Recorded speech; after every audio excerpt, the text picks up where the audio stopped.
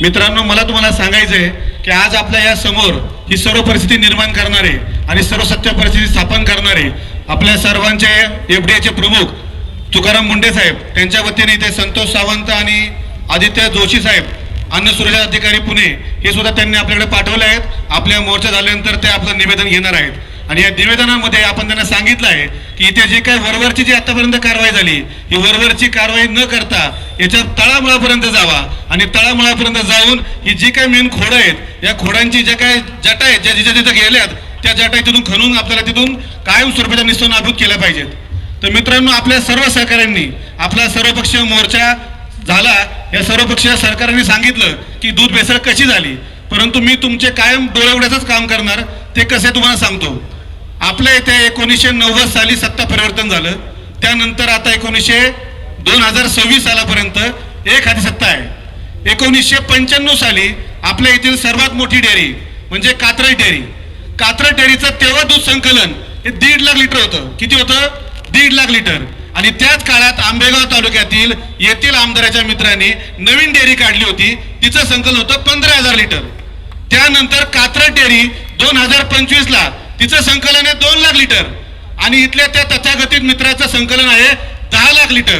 त्यानंतर यांनी तामिळनाडूत काढा, इकडं काढा, तिकडं काढा, 3 डेअऱ्या काढल्या. आणि हे पैसे आले कुठून? 16 वर्ष मंत्रिपद भोगलंय. आणि या भोगलेल्या मंत्रिपदातून जो काही वाईट प्रकारचा जो काही मालमत्ता हस्तगत केली त्याचा उपयोग करून इथे ह्या डेअऱ्या स्थापन झाल्या. बरं, या डेअऱ्या स्थापन होऊन काय केलं? जेव्हा मी लहान होतो तेव्हा आमच्या घरात पुण्यात मी राहिला असताना सुद्धा फक्त कात्रज डेअरीचं नाव असायचं. आज कात्रज डेअरीचं नाव नामशेष करून या बाकी सारीच्या भंगारसुंगार डेअऱ्या ह्या मोठं करण्याचं काम इथं कुणी केलं असेल तर या तालुक्यातील या येथील जे कोणी नेते असतील. म्हणतो मित्रांनो, तुम्ही म्हणाल नाव का घेत नाही? काय माहिती का? त्यांच्या डेअऱ्यांच्या टर्नओव्हर 3,000 कोटी. माझ्या कंपनी टर्नओव्हर तेवढ्या मोठ्या पैशात आहे. मी नाव घेतलं ते आपण दावा दाखल करतील आणि आम्हाला आर्थिक अडचणी आवडतील. म्हणून आम्ही सुद्धा काय करतोय, आम्ही सुद्धा बिन नाव न घेता परंतु तुमचे डोळे उघडणार, हेच सांगणार. कसं सांगणार तर 95 साली जी कात्रज डेअरी 1.5 लाख लिटर संकलन करत होती ती आज जवळपास 25 लाख लिटर संकलन करायला पाहिजे होती.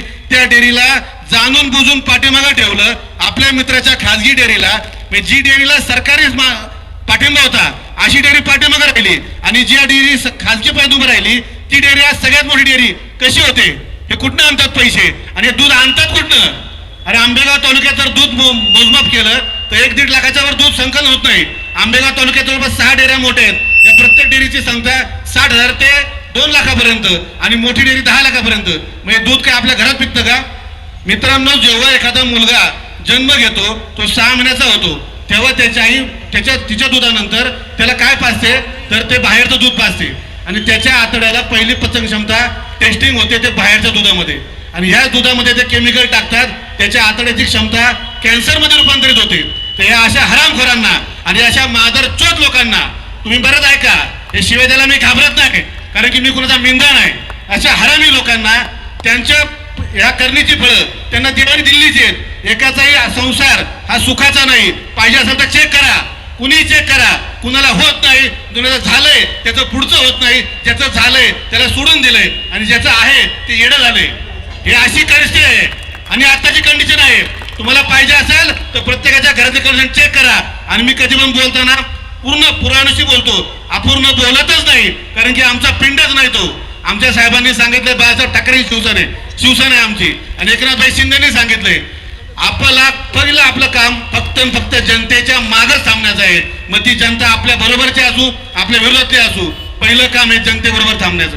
आणि अशा ज्या हरामखोरांनी दूध भेसळ केली आहे आमच्या ज्या मायमुलांना, ज्या लहान मुलांना, आज आंबेगाव तालुक्यामध्ये काल माहिती घेतली तर 16 लहान मुलांना कॅन्सर आहे. किती? 16 लहान मुलांना. आंबेगाव तालुक्यातील अवसरी, पिंपळगाव इकडची जवळपास 17 ते 18 हेक्टर जमीन ही नापीक झाली आहे. कुणामुळे झाली, कशी झाली? आता हे सगळं काढलंय, तुम्हाला सगळं माहिती आहे, परंतु आपण घाबरतोय. अरे, घाबरता कशाला? जन्म दिलेल्या बापाला आपण घाबरत नाही आणि मग तुम्ही घाबरता कोणाला? हे अशा हरामखोरांना घाबरताय जे काल पोरापर्यंत स्कूटरवर फिरत होते, आज 3,000 कोटी टर्नओव्हर करतात. कशावर करतात? कुठले आले हे पैसे?